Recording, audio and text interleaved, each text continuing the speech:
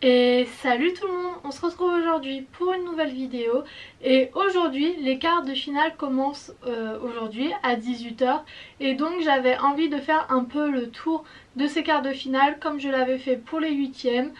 Cette vidéo va forcément être moins longue vu qu'il y a moins de matchs et moins d'équipes, mais voilà. J'avais envie de faire le tour des 4 matchs qu'il y aura, donc voilà.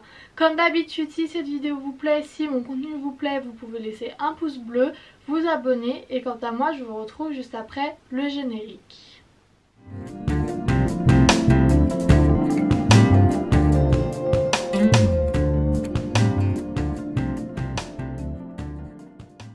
Alors les quarts de finale commencent aujourd'hui à 18 h avec Suisse-Espagne et ce match là je pense qu'il peut être quand même très intéressant parce que c'est deux équipes qui ont joué des prolongations il n'y a pas si longtemps. La Suisse a été jusqu'au tir au but face à la France et l'Espagne a été au bout des prolongations avec leur match face à la Croatie et donc je pense que ça va être deux équipes qui vont être assez fatiguées parce qu'ils ont beaucoup couru, qu'ils ont beaucoup fait d'efforts et donc je pense que ça va être un match très intéressant parce que en soi je pense que l'Espagne est favori mais la Suisse est sur un bon élan, une bonne dynamique vu qu'elle a battu la France, donc on peut avoir une surprise. Et l'Espagne, on a vu aussi que de temps en temps peut y avoir des trous dans la défense, des moments de déconcentration dans la défense. Donc je pense que ça va être un match très intéressant entre deux équipes qui ne sont pas du même niveau je pense parce que l'Espagne a peut-être quand même des joueurs un peu plus qualitatifs mais l'Espagne ça a été une bonne surprise face à la France, la manière dont ils ont joué, la manière dont ils ont fait des efforts, ça a été une bonne surprise. Bon, mauvaise pour les Français, mais ça a été une bonne surprise en termes de foot proposé. Mais donc je pense que ce match peut être très intéressant.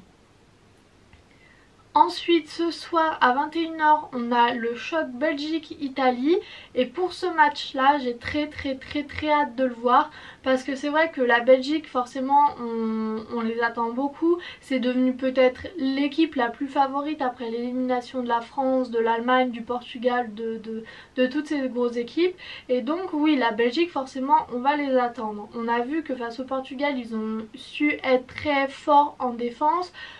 Donc j'ai hâte de voir ce qu'ils vont faire face à l'Italie qui reste sur une plutôt bonne dynamique vu que ça fait 3 ans qu'ils n'ont pas perdu de match. Cet Euro se passe plutôt bien pour eux mais après on voit aussi que ces deux équipes ont des faiblesses assez importantes dans le jeu parce qu'on a vu que la Belgique, même s'ils ont été très forts défensivement en termes de création de jeu, en termes de jeu lui-même, il n'y a pas eu forcément grand chose face au Portugal et l'Italie face à l'Autriche ça a été compliqué.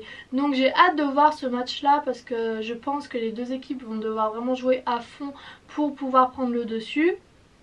Et j'ai hâte de voir ce que l'Italie pourra faire, comment l'Italie jouera aussi face à une équipe du standing de la Belgique. Ça va être une grosse opposition et l'Italie ça fait un moment qu'ils n'ont plus rencontré de grosses équipes donc j'ai hâte de voir cela. Et pour ajouter un peu de suspense, on ne sait pas encore si De Bruyne et Eden Hazard vont jouer parce que face au Portugal, les deux sont sortis. Apparemment, il n'y a pas de grosses blessures, mais on ne sait pas s'ils vont être titulaires. Personne ne le sera, seul le coach le sait. Donc j'ai hâte de voir cela. S'ils sont absents, j'ai hâte de voir ce que fera la Belgique sans eux parce qu'on a vu que face au Danemark sans De Bruyne notamment c'était compliqué. Donc j'ai hâte de voir ce match là parce qu'il y a vraiment plein de questions autour et donc oui ça va être un match très intéressant je pense. C'est l'Italie, la Belgique, c'est deux grosses équipes donc ça va toujours être un match très intéressant. Ensuite samedi, donc demain on aura à 18 h République tchèque Danemark et à 21 h Angleterre Ukraine et cette journée là elle va être très intéressante pour moi parce que je le dis depuis l'élimination des Bleus, le Danemark et l'Angleterre c'est vraiment des équipes que je suis à fond avec ces deux équipes et donc oui c'est ces matchs là qui m'intéressent plus particulièrement parce que le Danemark il y a vraiment une histoire comme j'ai pas arrêté de le répéter dans mes vidéos. Le Danemark j'ai vraiment envie qu'ils aillent au bout pour Eriksen, pour eux aussi parce qu'ils l'ont mérité. Donc ce match là je vais le regarder regarder avec une grande attention. Je pense que la République tchèque est à la hauteur du Danemark. Le Danemark peut largement les battre. Après il faudra aussi se méfier parce que la République tchèque a fait un bon match face aux Pays-Bas. Ils ont réussi à éliminer les Pays-Bas alors que c'est une assez bonne équipe. Donc il faudra se méfier de cet élan positif. Mais après du côté du Danemark on peut aussi parler d'élan positif parce que depuis le match face à la Russie, le Danemark est sur une vraie belle lancée. Il y a beaucoup d'énergie dans cette équipe. Il y a toujours la force d'Eriksen qui est là, qui est omniprésente. Donc ça va être intéressant de voir ces deux équipes se faire face. Le Danemark a vraiment un très beau foot, donc un très bon collectif, donc je pense qu'ils sont un peu favoris pour ce match là. Mais il faut se méfier de la République tchèque parce que on a vu face aux Pays-Bas qu'ils pouvaient très bien tenir en défense et attendre un fait de jeu pour passer devant. Donc il faudra se méfier de cette équipe tchèque. Mais oui, j'espère que le Danemark gagnera ce match-là. Le Danemark va devoir prouver que dans les matchs qui viennent, ils vont devoir prouver qu'ils sont forts, qu'ils arrivent à faire bloc face à une concurrence un peu plus forte que ce qu'ils ont peut-être eu les précédents matchs. Mais je pense qu'il y a une vraie bonne dynamique dans cette équipe et je pense que le Danemark pourrait être la surprise de cet Euro. Et enfin, donc le dernier match de ces quarts de finale, c'est Angleterre-Ukraine. Et on a vu que l'Angleterre a lancé son Euro. Le match face à l'Allemagne, je pense que ça va être un vrai tournant pour l'Angleterre. Parce que déjà, Harry Kane a ouvert son compteur but. Et ça, pour sa confiance, ça peut être très important. Et ça peut l'amener et ça va débloquer son compteur but. Ça va l'amener à marquer plus de buts maintenant. Et même collectivement, j'ai l'impression que ce match face à l'Allemagne a débloqué quelque chose en Angleterre. On a vu qu'ils arrivaient mieux à jouer, même le coach semblait un peu plus sûr de ses choix et tout ça.